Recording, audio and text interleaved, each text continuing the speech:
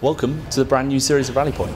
I'm Tom, and this show is your place to get all things Total War related from the previous month, and we also have for you an exclusive teaser and an interview with one of the cinematic artists that worked on the Dark Elf trailer. So let's get started.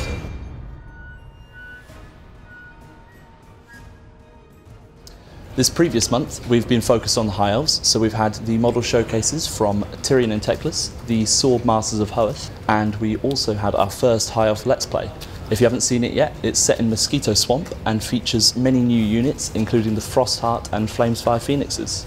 Last week, we released the Dark Elf trailer, which is my favourite faction, which also makes it my favourite trailer so far. And I managed to grab Kris, the main cinematic artist that worked on the trailer, to ask him a few questions. How best to engage emotionally and connect people with villains such as Morathi and Malekith. We broke it down to something we can all understand, their motivations. So, what drives them to do what they do. I did scour books, articles, forums, whatever I can find on the Dark Elves and the protagonists. There's a familial tragedy with them and their history. Malekith's lost birthright being the progeny of the first Phoenix King.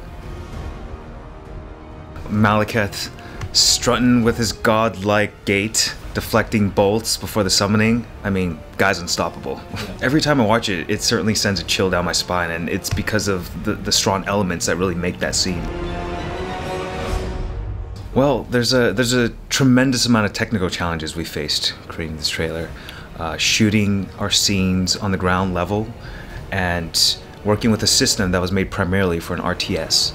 So we needed to ensure that we captured the horror of facing the Dark Elves. An important process of previs is that we did live action blocking of the scenes, and it's an important component to ensure that we get a real physical sense of how to approach this trailer and of what we want to accomplish with mocap. But in the end, I think it really contributed to the fantastic work the team has done for this piece. Lastly, I just want to say, pay attention to the details of the trailer, because there may or may not be something that will tease us on what's coming up next. We also showed you the Dark Elf roster, so if you'd like to see the full details of that, or anything else that's mentioned in the show today, you can click on the link in the description below.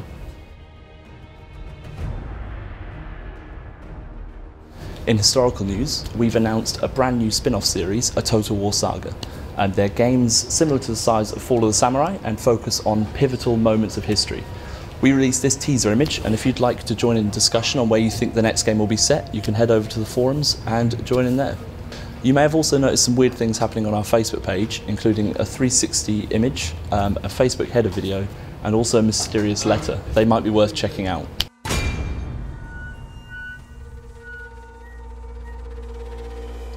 This year we were at E3 to give some of you a chance to play through the Battle of the Fallen Gates from Warhammer 2. This was the first year that E3 was open to the public, so this was a new experience for us as well. And we managed to grab some of you afterwards to find out your thoughts after playing the demo.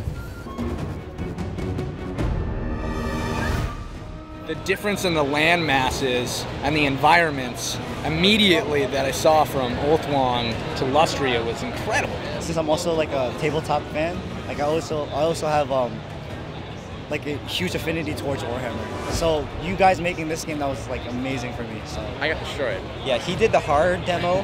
I did the easy demo. I wanted to try it and like feel everything out. Oh, well, I thought the quest battles are kind of a huge step up from the previous titles actually, because the intro cutscene seemed a lot more dynamic than before, and just sort of the overall pacing and flow of the battle, it felt a lot longer and a lot more interesting. And it was beautiful, like it looked great too. It got me hyped to play the game. Like it just got me excited to play because it was a cool overview, and it showed the commanders and stuff and the gates. I was kind of like, I want to play a High Elf, but I guess I'll do a Lizard Man. And then once I was Lizard Man, I'm like, okay, yeah, Lizard Man was the right call. These factions are so interesting to me in the lore that I'm excited to play with them on the campaign map and kind of see how they're unique. Actually, I've never been a player where I've wanted to paint the map my color. I've never been that type of player. I find that by the time I've completed my goals, it's before that. So I think it's a really good move.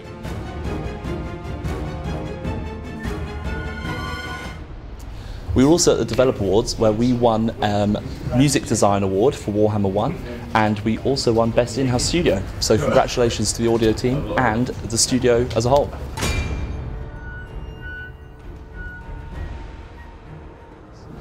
At Total War, we're lucky to have such an active community. You're always creating amazing content around our games, and here's a few of our favourites. YouTube user eman Gameplay has recreated one of my favourite Total War intros, the Rome Total War intro trailer, using Warhammer. Here's a side-by-side comparison of the two.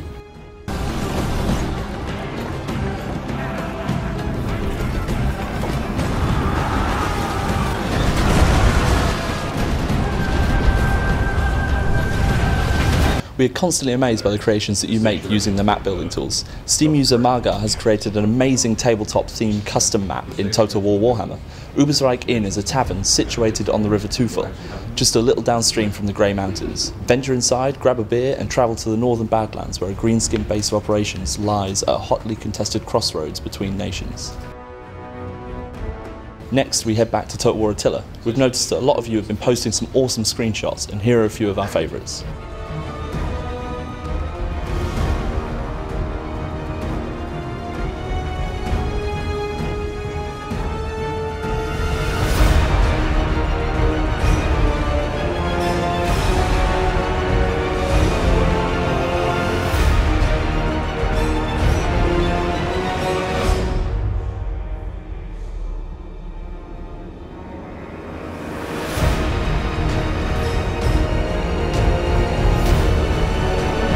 Thank you for watching this episode of Rally Point. Please do let us know what you think, as we want this to be a show for you, giving you an easy way to access everything happening around Total War. And don't forget to follow us on /Total War on Facebook and Twitter, and /Total War Official on Instagram and Twitch. Thank you very much for watching, and we'll see you next month. Oh, and that exclusive teaser? Here it is.